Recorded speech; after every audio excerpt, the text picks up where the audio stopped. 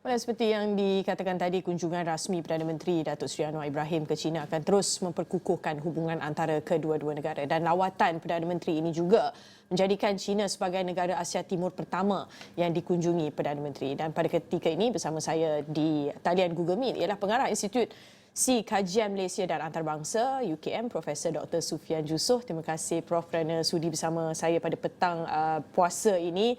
Pertama sekali kita mahu melihat ya tadi ada disebut 14 MOU akan ditandatangani dan sebagainya melibatkan perdagangan, pertanian dan sebagainya. Pertama sekali ya kunjungan rasmi 4 hari ini. Apa yang boleh kita jangkakan? Apa yang boleh kita fokuskan apabila melihat kepada lawatan Perdana Menteri ini? Okay, terima kasih. Kita semua sama-sama merah benar dengan lawatan Yang Amat Perdana Menteri ke negara China. Jadi ini adalah lawatan pertama Perdana Menteri ke negara Asia Timur dan China. Lawatan ke China adalah satu lawatan yang amat signifikan kepada hubungan luar di antara China dan Malaysia. Kerana kita tahu bahawa Malaysia merupakan rakan diplomatik China yang paling penting di ASEAN.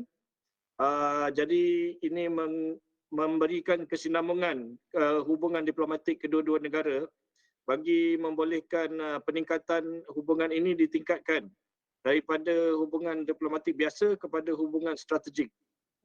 Yang diperlukan ialah hubungan strategik supaya Malaysia dapat menikmati bukan sekadar pelaburan dan juga perdagangan di antara Malaysia dan China, tetapi juga dapat menyelesaikan beberapa isu lain yang masih tertangguh di antara Malaysia dan China seperti isu di Laut Cina Selatan, meningkatkan aktiviti berkaitan dengan Belt and Road Initiative dan juga memberi peluang kepada pertukaran rakyat ataupun kepakaran di antara China dan Malaysia. Jadi itu antara kenapa lawatan ini amat signifikan untuk Malaysia dan China.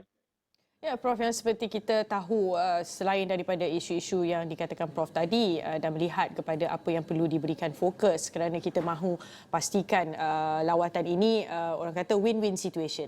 Dan Malaysia dan China sebelum ini sudah pun ada hubungan yang baik. Namun kita melihat kepada signifikan lawatan ini dari aspek yang berlainan pula. Mungkin kebudayaan, mungkin daripada segi bahasa dan sebagainya, Prof. Okey, kalau kita lihat sekarang ini antara hubungan rakyat dengan rakyat ya.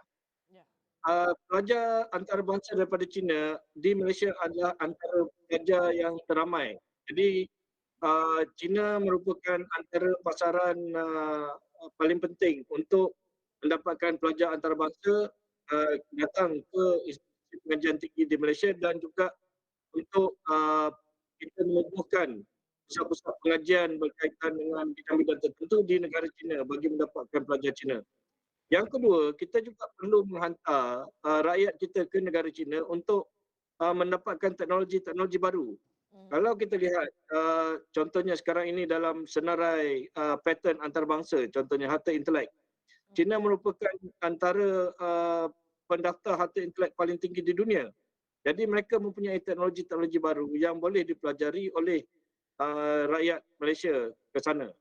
Dan yang penting juga supaya kita dapat mempelajari bahasa Mandarin dan lain-lain merupakan antara bahasa yang paling penting sekarang ini.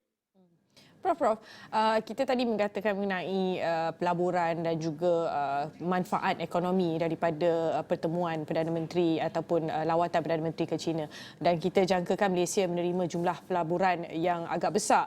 Jadi bagaimana agaknya kita boleh memanfaatkan ekonomi negara kerana pada ketika ini kita melihat ia adalah sesuatu yang besar. Namun apabila bercakap mengenai mereka yang berada di peringkat yang lebih bawah contohnya untuk memahami bagaimana kita memanfaatkan ekonomi ini apabila Perdana Menteri membuat lawatan ke China?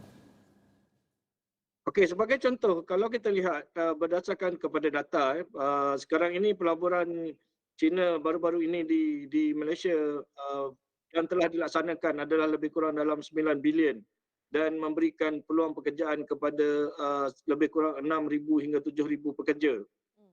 Dan kita tahu bahawa akan ada pengumuman pelaburan tertentu, contohnya beberapa bilion ringgit lagi yang akan dibawa masuk sepanjang tahun 1 atau 2 tahun ini, dan saya rasa pihak Perdana Menteri akan cuba mendapatkan pelaburan yang agak banyak, dan saya rasa jumlah pekerjaan yang akan dicipta hasil daripada lawatan ini melebihi daripada 3,000 atau 4,000 peluang pekerjaan dalam masa 1 atau 2 tahun lagi.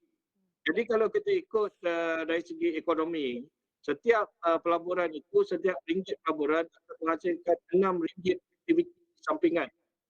Jadi kalau pelaburan itu berjumlah katakanlah 3 ataupun 5 bilion yang dibawa masuk hasil lawatan ini, maka kesan kepada ekonomi Malaysia mungkin dalam 15 bilion, kerana kita akan ada peluang pekerjaan dan akan ada pembekal di peringkat tempatan yang membekalkan perkhidmatan dan barangan kepada pelabur-pelabur Cina ini.